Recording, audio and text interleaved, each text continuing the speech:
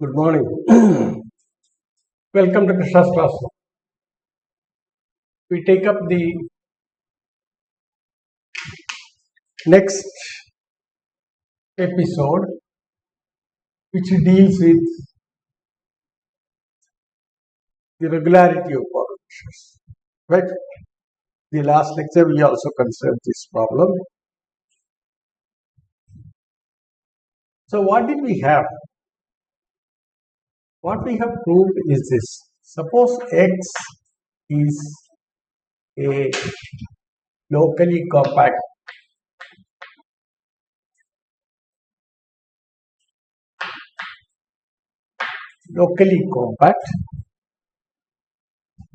sigma compact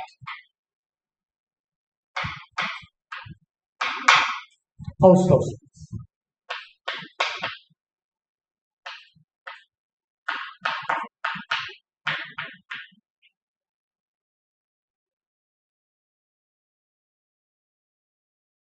Now, what additional constraint that we have imposed on X is that it is sigma compact.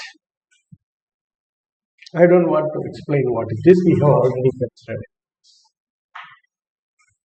Whereas in the Riesz representation theorem, we did not have this condition. We had X, the basic structure of X as a topological space was, it was a locally compact Hausdorff space. And we had set the representation theorem in that background. Then we found that we had the given lambda. See, we had corresponding to that, we had a class of measurable functions and a measure. Mu is uniquely determined and M is a sigma algebra on X. So you have X, M, mu.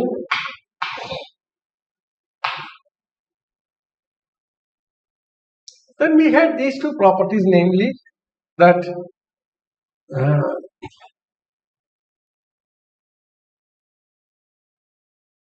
mu of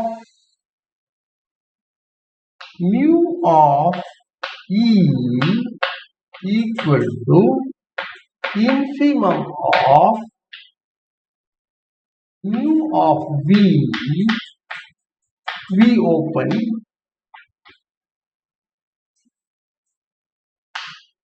E contained in E. This is true for every E. This is true for every E, and in fact, for every E, you can find the open set E. This property. So this is, and mu V we have already defined earlier, and this is what mu E is. But mu E can also be, now this means we are approximating E from outside using open sets.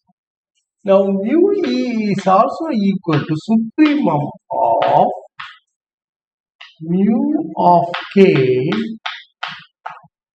compact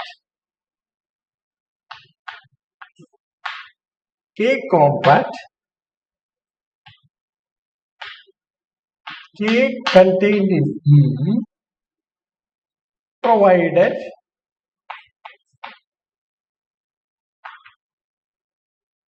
mu of E equal to E is open or mu of E is finite.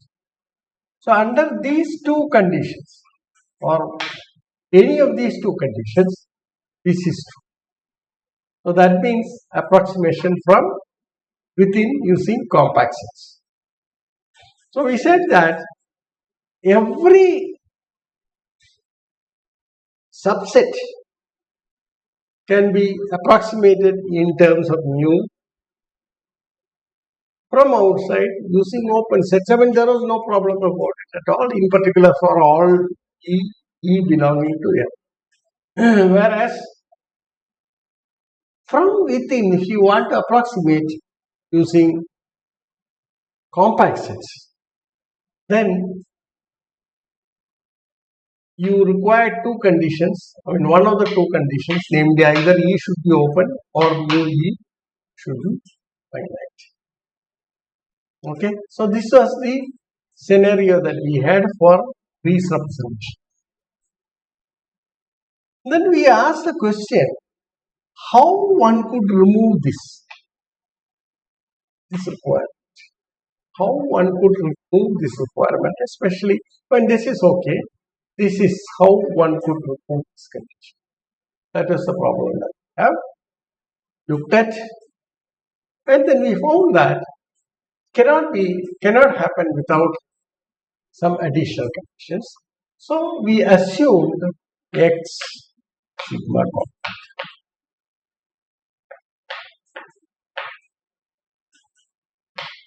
That is additional assumption that we have made. And under this assumption, you see that now everything works. Okay? Under this assumption, you see that mu can be or E belonging to M, because all Borel sets are M. E belonging to M can be approximated from within by compact sets and from outside by open sets in terms of the measure. This was the result that we had. So we did some analysis of this and looked at the structure under these new conditions. What you get mu to be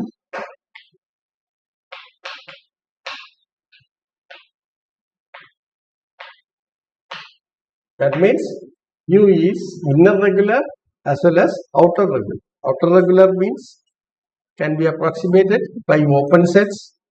Inner regular means can be approximated by compact sets from inside.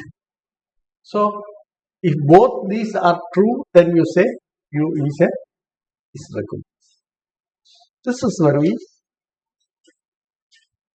left last time with one of the results that gives some insight. Now, we prove the following here. Okay. So, this is the background.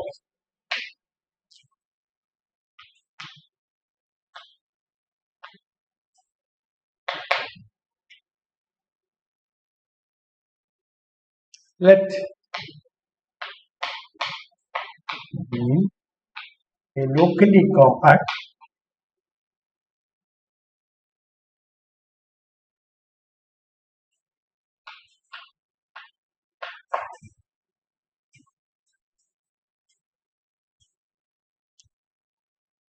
house of space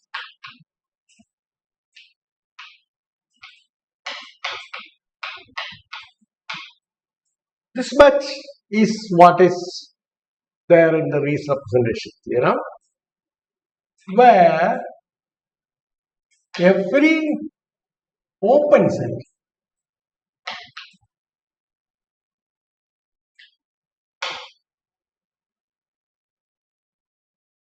is sigma compact.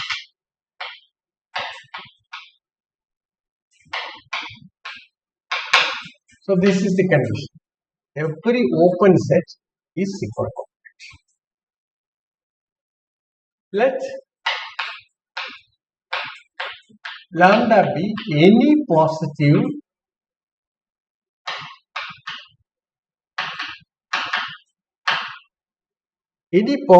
Borel measure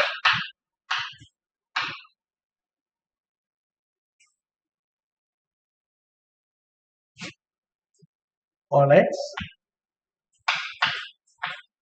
such that lambda of K is finite for every compact K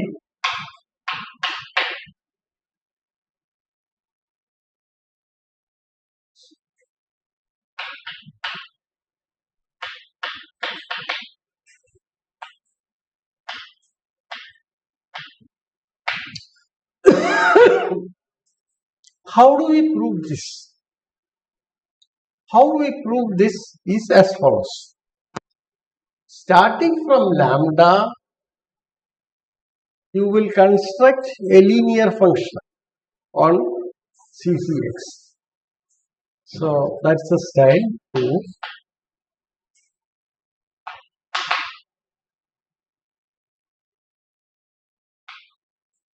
Given lambda,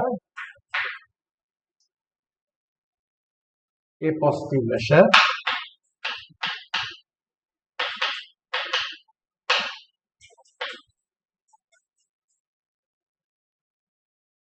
positive Borel measure,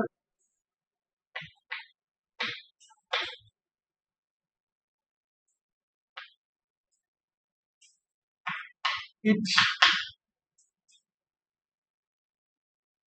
defines a linear function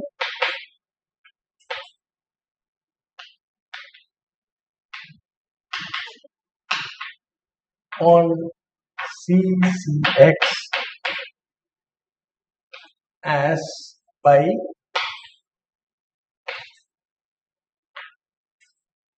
lambda of f equal to integral over x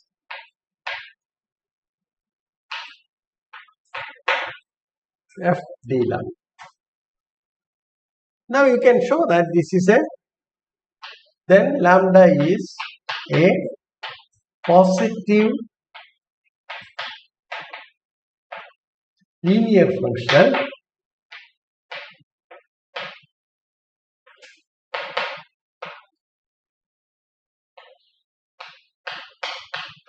so it's also a positive linear function, and that comes from the positivity of lambda.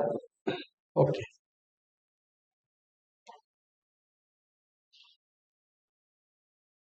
Now apply Riesz representation theorem for lambda. All the ingredients are there. In fact, some extra restrictions are there on x other than what is there in the Riesz representation theorem. Therefore, certainly Riesz representation theorem is valid. Okay.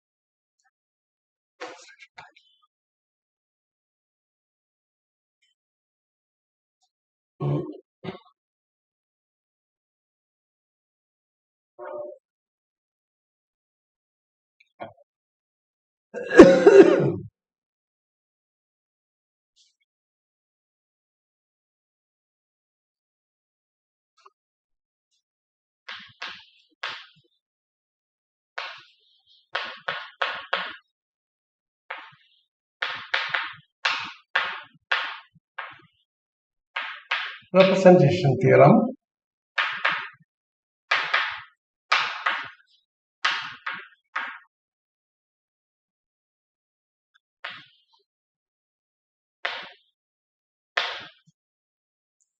Now apply Riesz representation theorem.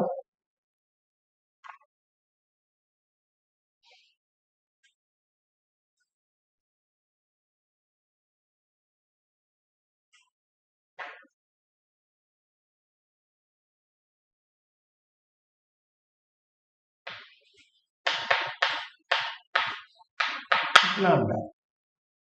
Then there exists a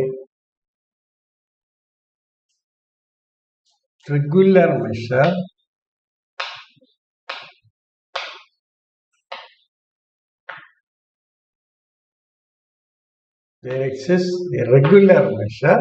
This regularity comes from this condition, that is every open set is sigma compact. Okay, satisfying mu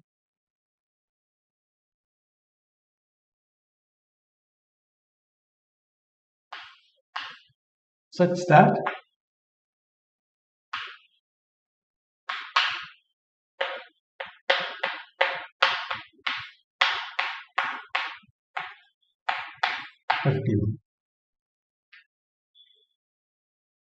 okay, so we started with the measure lambda, so and from that we constructed a positive linear functional on CCX, and then we applied Riesz representation theorem, and it assures that under the conditions of the theorem there is a regular measure mu such that this is true. So this is 1, this is 2. Okay. Now what we prove is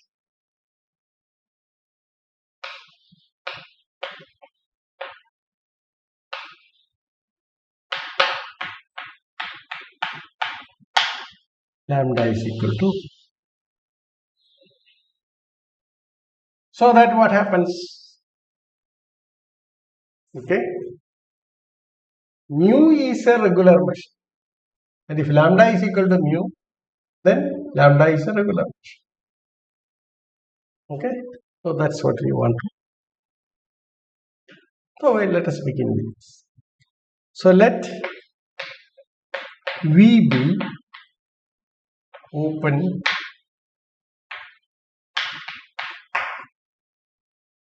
then it is sigma compact.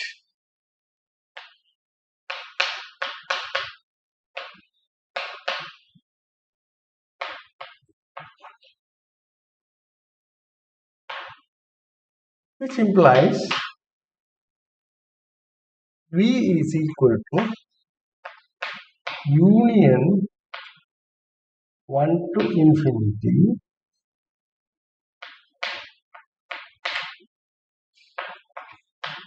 Ki, where each Ki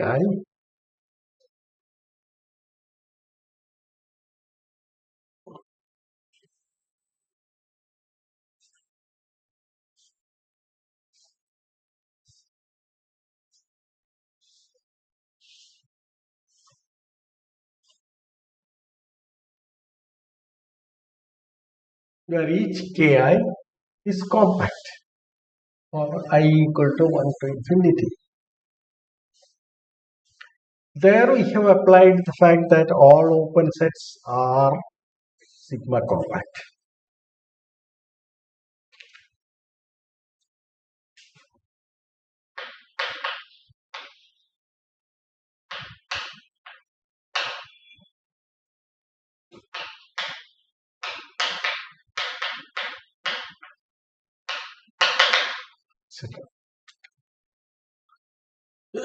Now we can apply Urysohn's lemma. So this is what you have. You have Ki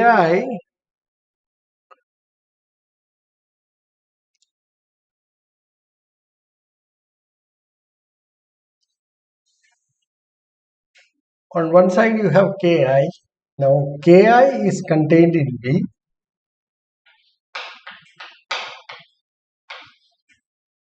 V open. Now apply Urysohn's lemma.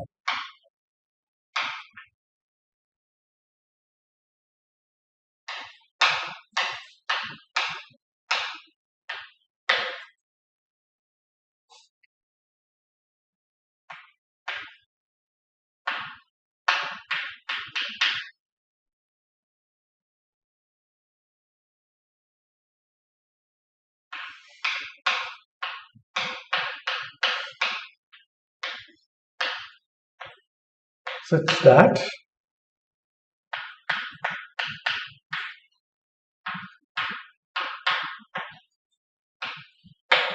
what does this mean? That FIs are CCX functions, and you have on Ki, Fi is identically equal to 1. Support of Fi is contained in. Okay, so that's the what we have. This notation implies. Now let Gn you define as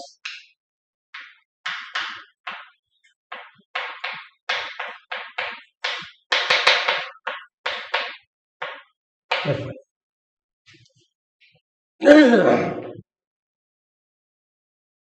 Now what happens then? Gn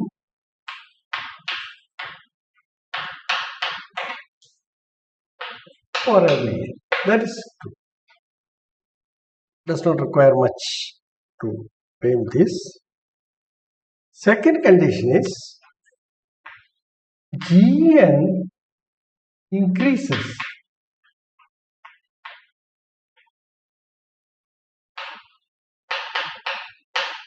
okay. So Gn is an increasing function. Okay. So you get a sequence of functions Gn. Gn is an increasing function. So what you have is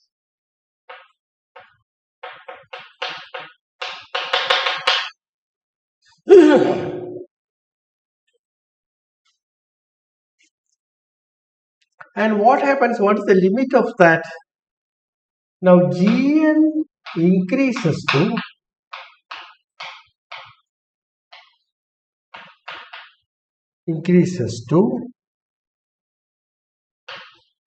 the characteristic function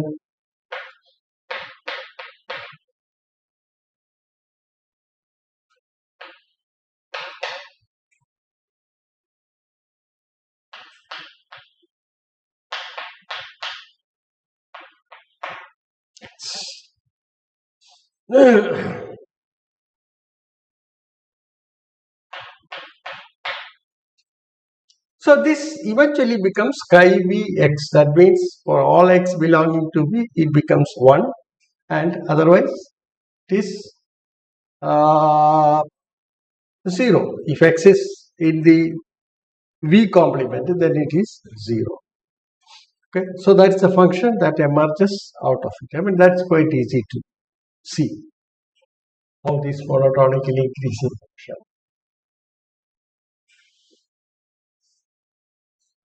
gives rise to a characteristic function.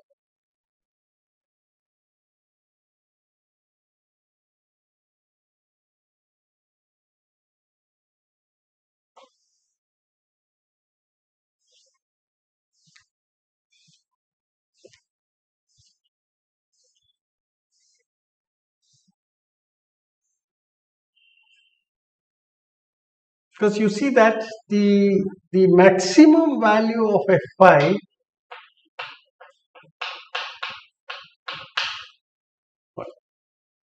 this property is there. So it's going to be on Ki, it is so.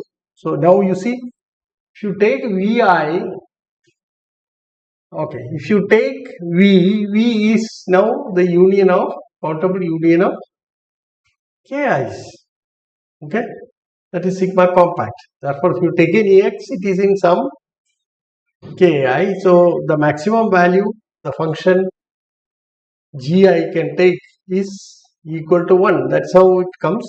And outside V, you see, every Gn has its support within V, and therefore it's equal to 0. And that's a very simple, straightforward argument. Now let E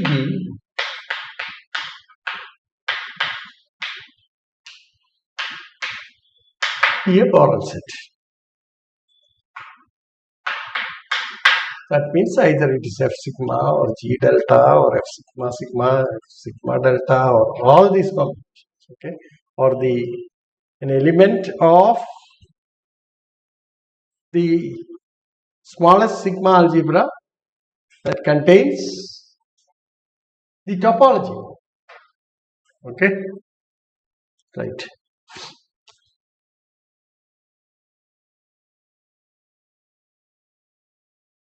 Now hence by 1 at the monotone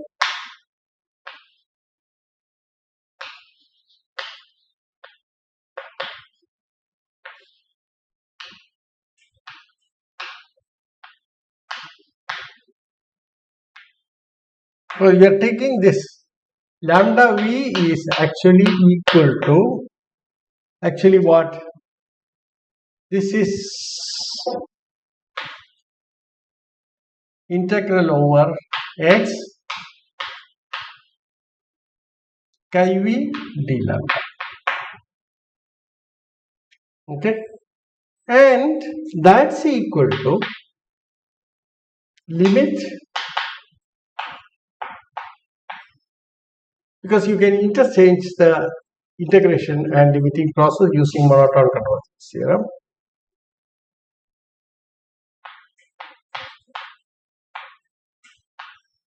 D lambda, and this is of course equal to, see, this is actually a part of the original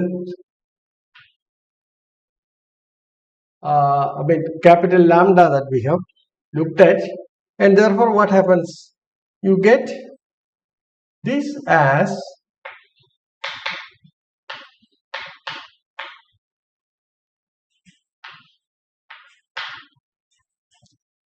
lambda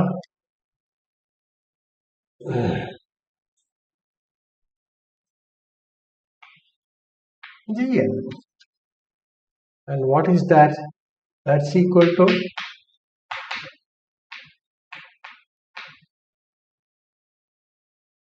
by the representation theorem by 2 it is going to be x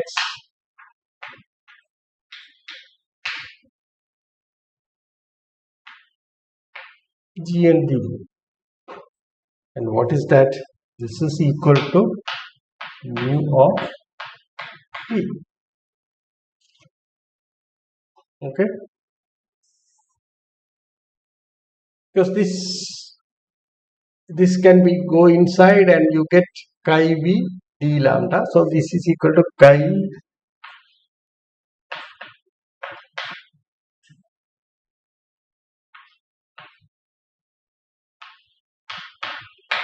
which is equal to mu. So that's the, so you get lambda v equal to mu v for every open set.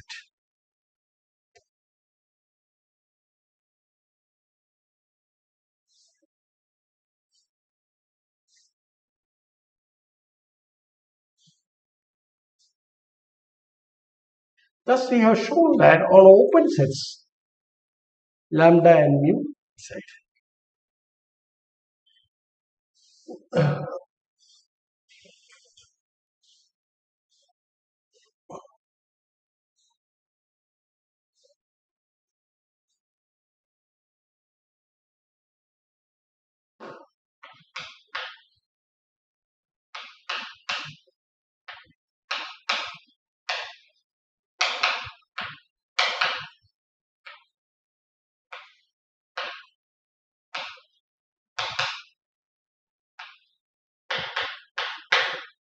Now we have to stretch this beyond open sets and go to all the sets, all the measurable sets. Okay. Now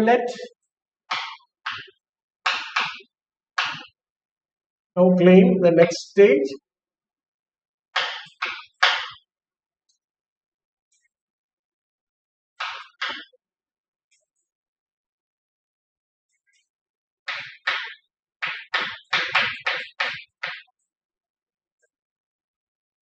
or star.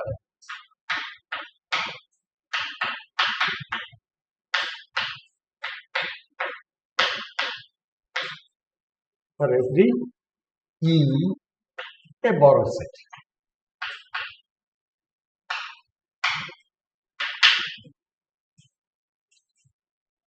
On script. Okay.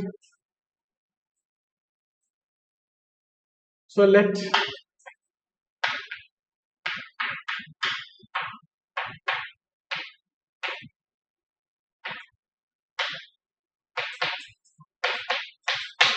Borel set. Now choose epsilon positive. Then there exists a closed set F and an open set V such that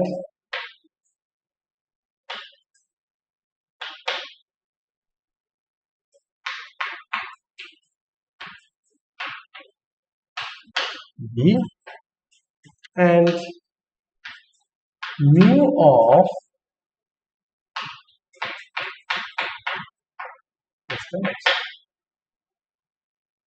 now this comes from the previous theorem. Okay, now what does this mean? This implies mu V is less than or equal to mu of F plus epsilon, and this is less than or equal to mu E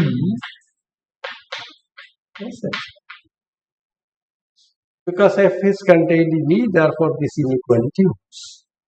Okay. Now V minus F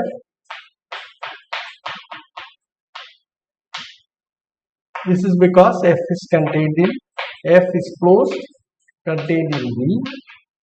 This is closed. This is open. Therefore, V minus F is an open set.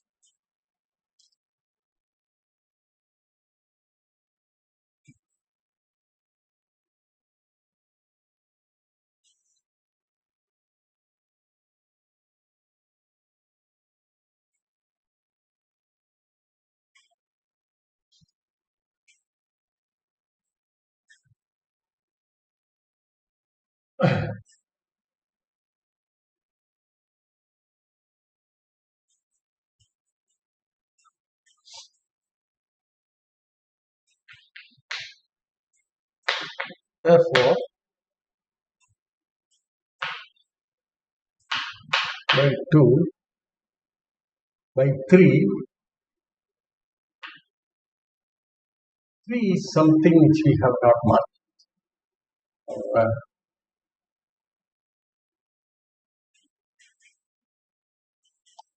By therefore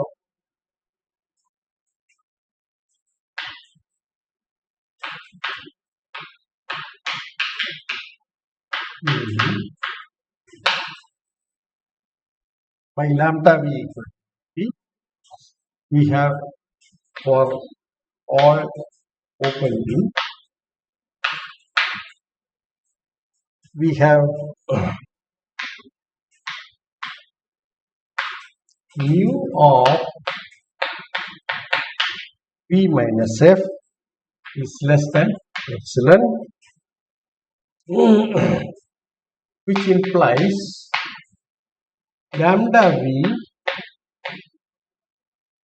is less than or equal to lambda E plus epsilon, because mu of V minus F is equal to lambda of V minus F. Okay, since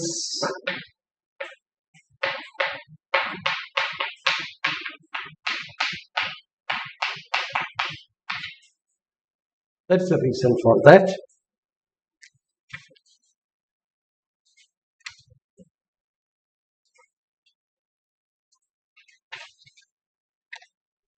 Which in turn implies lambda E is less than or equal to lambda V, which is equal to mu V plus, which is less than or equal to mu E plus X. So also mu E is less than or equal to mu V, because E is contained in V, which is equal to lambda V. That is where they connect. When it is an open set, lambda is equal to mu, that we have used, and this is less than or equal to lambda E. Now take these two inequalities. Okay, right? So what do you get?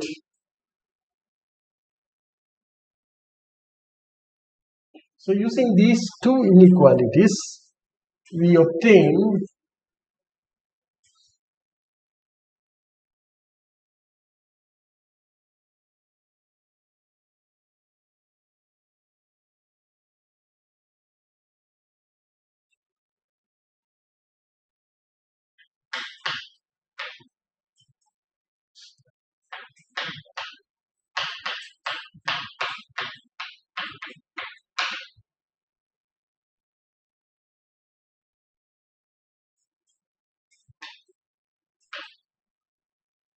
is less than it. So we have estimated this, and this is true for every epsilon positive. Now this implies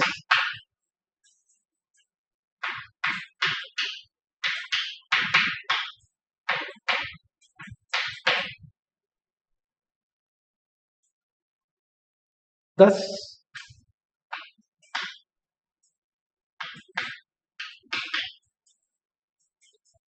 lambda is right.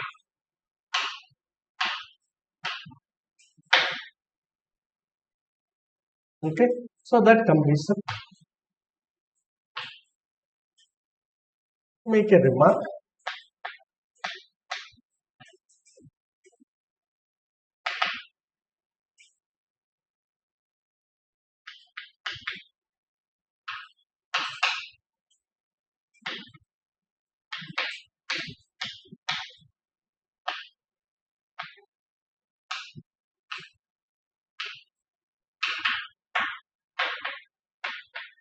Is a crucial assumption.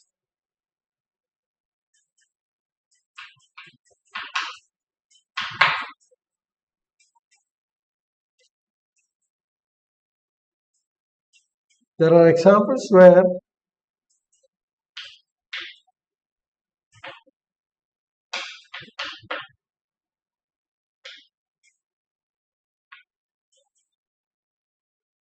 in the absence of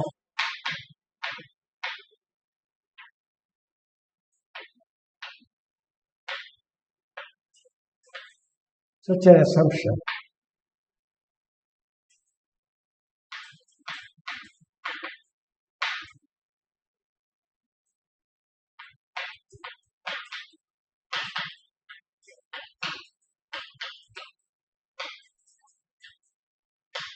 regular. Okay. So thank you very much, and we conclude or complete the regularity portion here with this lecture. Okay. Now we come to the usual effect measure on R. That is our next topic. So thank you very much.